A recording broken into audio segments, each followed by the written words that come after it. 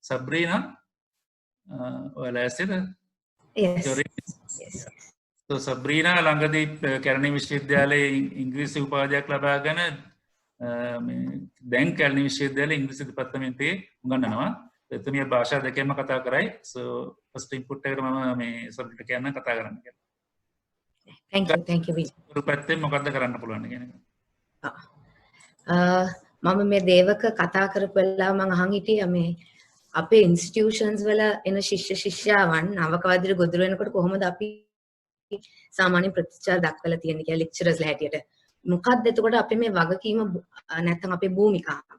True, the system may have failed us, but what is our role and responsibility as teachers or students? So I think these conversations we are having between students and teachers are important to understanding our role as lecturers in light of what students need from us in order to create a supportive and violence-free environment for them. කොහොමද අපි ප්‍රචණ්ඩත්වයෙන් තොර ඉගෙනීමට වඩාත් සුදුසු වාතාවරණයක් ගොඩනගන්නේ?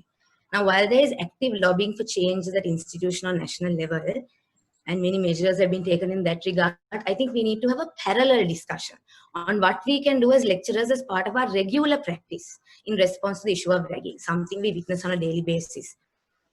Now, නවකවාදයේ තුරන් කරන ජාතික ආයතනික මට්ටමින් විවිධ ක්‍රියාමාර්ග අරගෙන තියෙනවා. නමුත් ඒ වගේම එකට සමගාමීව අපි විශ්වවිද්‍යාල කතිකාචාර්යවරුන් වශයෙන් අපිට කරන්න පුළුවන් දේවල් ගැන එනම් නැත්නම් අපේ කාර්යභාරය ගැන අපි චුට්ටක් සාකච්ඡාව ගොඩනගිය යුතුයි. When we talk about sometimes accountability, we find ourselves in situations where we are unable to, we don't have the support system sometimes to even personally intervene when it comes to ragging students. And so we have to think of new ways, like Devika said, creative ways of providing university undergraduates a safe environment that is devoid of violence, a space in which they can grow and thrive in nurturing friendships and communities.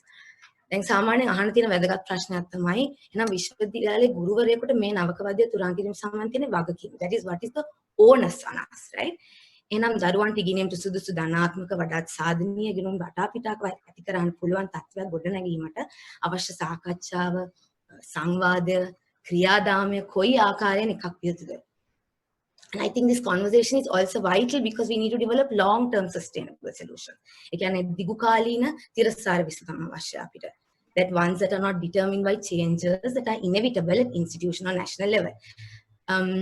So one of the things we have to think of is when we talk about we want to present ideas of forging communities and friendships that don't stifle or suppress individuality the way ragging does. How do we give wholesome ways of doing this? Is one thing we ask is who do students first meet when they enter university premises? අපි හිතන්න ඕනේ ශිෂ්‍ය ශිෂ්‍යාවන් විශ්වවිද්‍යාලයට එනකොට ඒගොල්ලන්ට ඉස්සෙල්ලා මුණ ගැහෙන කවුද කියන එක නේ. ශිෂ්‍ය ශිෂ්‍යාවන් විශ්වවිද්‍යාලයට පිවිසීම වඩාත් තීරණාත්මක අවස්ථාවක්. Because entering a university is a critical and formative point of transition for students who are leaving most often rather nurturing and perhaps sheltered family and school context. And it is a significant shift which involves living away from home to the nature in which lectures are conducted within the classroom. So as individual lecturers, it is important to look at how we can play a role, for example, actively in the capacity of student counselors. For example, to assist students through this transition, to link them with students and lecturers who will be helpful in addressing their concerns, from ragging issues to maybe issues like living arrangements. මේදී ශිෂ්‍ය උපදේශකයන් වශයෙන් කටයුතු කරන කතිකාචාර්යවරුන්ට විශාල වගකීමක් පැවරලා තියෙනවා. මේ දරුවන් විශ්වවිද්‍යාල පද්ධතියේ පවතින අභියෝගවලට මුහුණ දීමේදී ඒ සම්බන්ධයෙන් වඩාත් ක්‍රියාකාරී මැදිහත් වීමට. So at a department level, for example, we all organize welcome, and often it's lecturers who host this, which is, I think, a small step in dismantling that hierarchical relationship between students and lecturers. They have games, they interact with each other. And this is a first step to fostering relationships across batches, developing mentor-mentor relationships between students that help first years navigate through certain challenging experiences. So, අපි කතිකාචාර්යවරුන් හා ශිෂ්‍ය ශිෂ්‍යාවන් අතර පවතින දුරාවලි මුල් කරගත් සම්බන්ධතාව වෙනුවට වඩාත් සුහුඳ සම්බන්ධතාව ගොඩනැගීම දෙවන වසර පළමු වසර ශිෂ්‍යයන් අතර ධනාත්මක මිත්‍රත්වයෙන් ගොඩනැගීම අධ්‍යයන අංශ මට්ටමින් කළ හැකියි. So these healthy relationships are also nurtured throughout the year through batch trips, activities of students' associations, literary festivals, and fun events.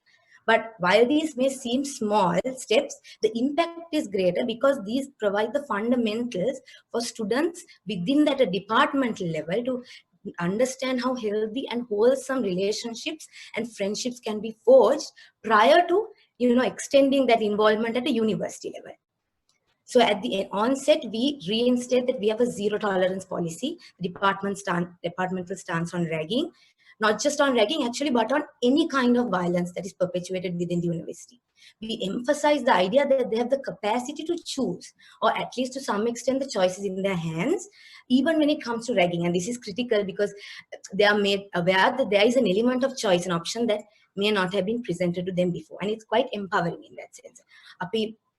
අපි අවධාරණය කරනවා අධ්‍යයන අංශයක් විදිහට අපි කිසිම ආකාරයෙන් ප්‍රචණ්ඩත්වයක් අනුමත නොකරන බව.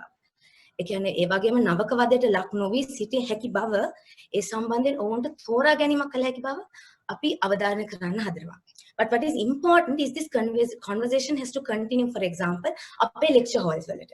From the material, for example, we use a critical reading of an extract from Nihal de Silva's Ginirala Conspiracy, which includes references to ragging. Or නැත්නම් අපි අර Department of English Language Teaching එකේ පන්ති කාමරයේදී ragging කියන topic එක පාවිච්චි කරන්න පුළුවන් ළමයින්ගේ වචන මාලාව expand කරන්න. නේද? We can also extend the conversation by giving students the option of developing project based on these issues. මට මතකයි ශිෂ්‍යාවක් හැටියට මට කරන්න හම්බුණා assignment එකක් විදියට පළමු වසර ශිෂ්‍යාවන්ගේ dress code සම්බන්ධයෙන් research එකක්. So you integrate that issue of ragging into all aspects of teaching and learning. And you can also demonstrate this through simple acts like putting notices, salakunu quotes, right? To interact so quotes, and also in the way we interact with each other in a department to indicate that that department is a safe zone in which any kind of form of violence will not be tolerated. And so over time, I just want to quickly say that note that the results that we have seen in these small departmental activities, right? We have seen instances where groups of students have felt empowered enough to resist ragging by stating that they belong to a department that endorsed a zero tolerance policy. මට මතකයි එක දවසක් මම අධ්‍යයන අංශයට ඇතුල් වෙනකොට මේ ළමයි ගිහිලා කියලා තිබ්බ ඒගොල්ලෝගේ රැකන සීනියායට මම මගේ අධ්‍යයන අංශයේ මෙහෙම ඩ්‍රෙස් කෝඩ්ස් වලට අපිට අඩිය කරන්න ඕනේ අපිට choice එකක් තියෙනවා කියලා. ඊට පස්සේ ඒකට හොඳටම බය වෙලා ළමයි ඔක්කොමලා මේ department එකේ හිටියේ. ළමයි ගණනාවක් මේ පොඩි තැනක. එතකොට මට මතකයි සීනියර්ස්ලා 4-5 දෙනෙක් කඩාපාතල ඇවිල්ලා department එකේ කෙලිම අංශාධිපතිට කිව්වා ඕගොල්ලෝගේ ළමයි අපේ උපසංස්කෘතියට ගෞරව කරන්නේ නැහැ කියලා. ඊට පස්සේ ඒකෙන් ඒ කාලේ හිටිය අංශාධිපති කිව්වා අපිට එක උපසංස්කෘතියක් නෙමෙයිනේ උපසංස්කෘති ගොඩාක් තියෙනවා. අපි උපසංස්කෘතිය ගෞරව කරනවා කියලා ඒ වගේ සංවාදයක් තිබ්බා. Apart from that, we have seen our senior students protecting juniors. ඒ කියන්නේ හොරපාරවල් හොයා ගන්නවා බස් හෝල්ට් එකට යන්න ළමයිව escort කරනවා. සමහර වෙලාවට අපේ rostering system එකක් හදලා තියෙනවා ළමයි එතකොට juniors. Yes. Yeah, time is up. Okay, please. Yes, so these are very important initiatives, and it's important that we understand that students like as history, sociology, English studies students, that these concepts may sankalpa, inclusivity, tolerance, respect, garu kima, ahimsa වෙන දේවල් පන්ති කාමරවල විතරක් නෙමෙයි අපි translate කරනවා හැම aspect of life, especially immediate political context like the ragging. එතකොට ragging විතරක් නෙමෙයි අර in terms of ragging, but also in terms of tolerance, kind of tolerance in terms of gender, sexual orientation, ethnicity, and class disparities. And so the last point I want to kind of make is how we have been able to use, because we are from an arts and drama kind of culture context, අපිට මේ theatre background එක පාවිච්චි කරන්න පුළුවන් වෙලා තියෙනවා මේ ප්‍රචණ්ඩත්වයෙන් තොර සමීප සුවද ධනාත්මක සම්බන්ධතා ස්ටුඩන්ට්ස් අතරක් විතර නෙමෙයි ලෙක්චරර්ස් උයි ස්ටුඩන්ට්ස් අතරත් ඇති කරන්න. මොකද ඒ තුලින් ඒ කියන්නේ drama workshops වලින් facilitate වෙනවා some of the strongest relationships that I've had with students. And that has been maintained, we have been able to maintain throughout our their university career, as then we act as confidants, counselors, mentors. And also I've seen instances where performing has been used as a result. So your time is up. Yeah, so I think those are some of the mechanisms that we have employed. Thank you. Thank you very much for that very interesting input. Sabrina කියපු වැදගත්ම දෙයක් තමයි මේ විශ්වවිද්‍යාලවල මේ එනකොට ඉතාමත් තදින් බලපෑමක් කරන්න පුළුවන් මේ ගුරු මණ්ඩලයට කියලා මෙතනදී මම එක කාරණයක් සඳහන් කරන්න කැමතියි මේ උපසංස්කෘතිය ආරම්භ කරලා තියෙන්නේ මෑත යුගයකටනේ මේ රට මේ නිදහස ලැබුණාට පස්සේ. ඒතර මේ උසස් අධ්‍යාපනය කියන අධ්‍යාපන සිස්ටම අපේ රටේ තිබුණා. මේ ආසියානු කලාපෙත් තිබුණා. නාලන්ද ඒතර උතුරේ මේ මධ්‍යම පළාතේ දකුණේ පිරිවෙන් සම්බන්ධ තිබිච්ච අධ්‍යාපන තිබුණා අපේ රටේ. කිසිම රැකින් කියලා ගත්තේ නැහැ. සංස්කෘතියද අපි මේ උපයෝගී කරගන්න නැත්නම් පෙන්වන්නේ මේක වැදගත් කියන එක ඒ ගැන යම්කිසි විදිහක විග්‍රහාත්මක සාකච්ඡාවක් තිබෙන ගොඩක් වැදගත්.